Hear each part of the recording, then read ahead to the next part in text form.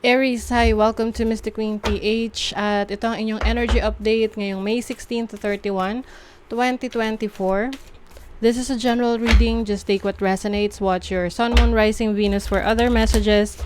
And thank you sa lahat ng mga sumusuporta dito sa ating channel. Just a reminder, gamitin nyo lamang ang reading na to bilang gabay. Pa-follow, like na rin ang ating Facebook at TikTok. Lahat po yan Mystic Queen PH. Like, share, subscribe, turn on post notifications para lagi kayong updated sa ating mga readings. And if you're interested in private readings, meron tayong 3rd anniversary promo. Ayan. 25% discount extended hanggang May 31, 2024 kapag nag-book kayo. Okay, so yung link nasa description at sa pinned comment. Paki-check nyo na lang. Okay, let's see Aries, what's up with you ngayong May 16 to 31, 2024 for Aries.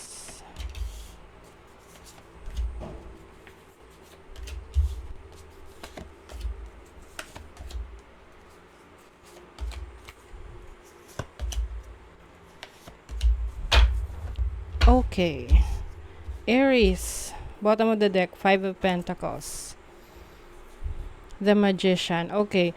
So, I feel like meron kayong magagawa na ng paraan, no? Related sa pangangailangan nyo sa pera or kung merong kailangan kayong bayaran nung mga nakaraan. Ngayong second half ng May, mababayaran nyo na yan. Ayun, you have the Magician. So, kaya nyong gumawa ng solusyon. The Wheel of Fortune, things are changing pagdating sa inyong finances. Lalo na kung meron sa inyong merong parang pwedeng kumuha kayo ng service doon sa taong yon or products tapos hindi pala siya hindi pala functional. So, maayos nyo yon. Pwedeng ibabalik nyo for warranty. And related rin sa sasakyan, for some of you, kung nagkaroon ng issue, problema yung sasakyan ninyo, or meron kayong kailangang asikasuhin related sa sasakyan nyo, tapos kulang lang kayo sa funds, wala kayong budget, let's say, renewal ng sasakyan, or may papaayos kayo dapat, change oil, ganyan. So, ngayon, magagawa nyo na ng paraan. Second half ng May, okay? Let's see, overall energy, you have the 7 of Cups. May mga gumugulo sa iyong isip ngayon. Parang nagde-daydream ka, no? Maaring ito yung mga gusto mong ma-accomplish, no, for this month. Kaya lang, pwedeng may mga distraction, no? Kumbaga, nadidistract ka. Pwedeng meron kang goal, tapos merong makakadistract sa'yo, hindi mo magagawa yung goal mo. Okay? So, it's time for you to focus on what you really want at maging committed ka doon. Speaking of commitment, so yun yung challenge ninyo with the 2 of Cups. Pagdating sa pagko-commit nyo sa goal ninyo, pwedeng, yun nga, merong nadidistract kayo sa ibang mga bagay. So, dapat, kung talagang gusto nyo yun, then focus on how are you going to achieve it, kung paano nyo ma-achieve. Some of you, possible rin magkaroon ng challenge sa inyong relationship, no? Partnership, pwedeng sa romantic connection to, or friendship, pwede rin sa kaibigan, or sa inyong business partner, kung sino yung kasama nyo sa negosyo ninyo. Your opportunity is the Page of Swords. Opportunity to learn, be more curious, no? Syempre, no, mas marami tayong matututunan kapag tayo ay curious. Kumbaga, interesado tayo sa maraming bagay na magpapaunlad sa ating sarili. So, yung iba sa inyo, maaring meron kayong opportunity na makapag-aral, mag-research, may matutunan somewhere, no? Marami ng paraan ngayon para matuto, hindi lang sa school, no? Isang paraan lang yon yung pagpasok sa school, pag-enroll online, or kayo mismo yung magre-research. You have the 2 of Wands as your blessing. So, maaring meron na kayong path na mapipili. Oo, ito yung landas na gusto nyo talagang tahakin. Yung iba gusto nyo mag-abroad or lumipat rin ng trabaho. I feel like someone is also supporting you to do that, no? Yung paglipat, yung gusto mong mga gusto mong mga baguhin sa iyong sarili. So, let's see, what is the Seven of Cups? The Four of Staves. Oo, yung iba sa inyo sa home life, family life, maaring may mga decision making kayong gustong gawin. Pwedeng lumipat ng bahay, pagpapaayos ng bahay, pagre-rearrange, pagbili ng lupa. Kaya lang, naguguluhan kayo kung ano yung uunahin nyo. So, unahin nyo muna kung ano yung kaya nyong i-handle. 'Di ba? Oo, lalo na kung may kinalaman sa budget. Dapat kung ano lang yung kaya ng budget. Two of Cups, Three of Swords. O yung iba sa inyo pwedeng may away, may misunderstanding sa inyong relationship.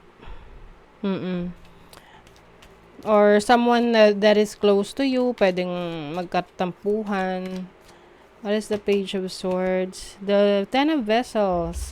So, I think meron kang family member that is going to support you sa mga bagay na gusto mong i-pursue sa buhay. Very supportive.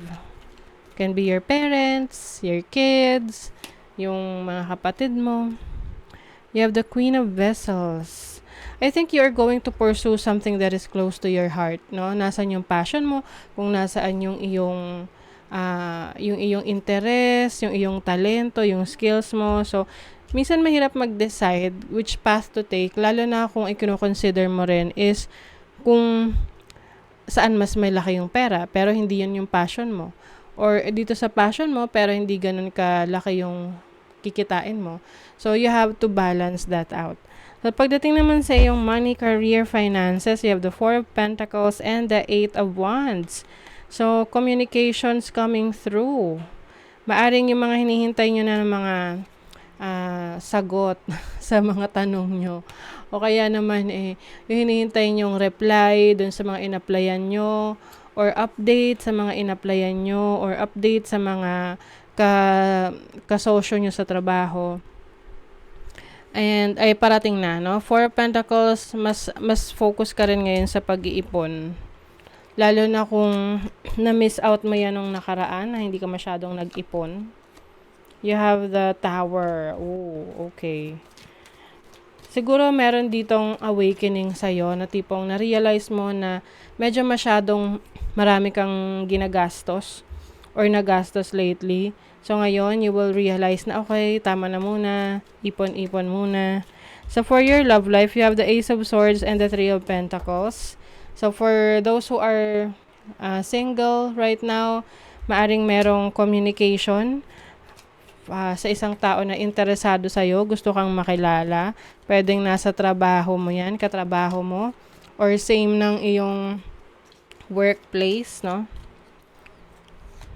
You have the Hierophant. Uy, so, can be your mentor, pwedeng manager mo, or someone who is, nasa authority. Oo. Yung iba naman, if you are in a relationship, right now, possible na pinag-uusapan nyo na ngayon yung inyong pagsisettle down, pagpapakasal, or mas lalong pinauunlad nyo, paunarin nyo ang inyong samahan. No? Pwedeng papasok kayo sa business together ng person mo. You have the 8th house, which is about the mystery, retrograde. 8th house is mga other people's money. So, yung iba sa inyo will get into investments, stock market, business. May Jupiter, abundance. Oo. So, you will be blessed ngayong second half ng May with a lot of opportunities. Ngayon, nasa sayo na yan kung paano mo to iti-take, kung alin yung pipiliin mo. Just make sure to review lahat ng mga endeavors na gagawin mo. Pwede rin merong babalik na dating opportunity na na-miss out mo. So, ngayon, mas may opportunity ka na i-work out yon or subukan yon. Let's see what else. You have a distant friend is thinking of you, o meron ka raw kaibigan na lagi kang iniisip. Use your intuition to make beneficial changes. So, ayan. I think ito yung gusto mong baguhin related, especially sa yung money, career, finances. Yung instinct mo raw, yung intuition mo, yung gut feel mo, yun yung mag-guide sa'yo. Someone is entering your life. New person. O, yung mga single dyan, maaring merong bagong person na darating sa inyo, or pwede namang hindi to related sa love life. Pwedeng bagong kaibigan, bagong kapartner sa buhay, but a new person na magiging part ng buhay mo. Okay? So, that is your reading, Aries. Thank you so much. Bye!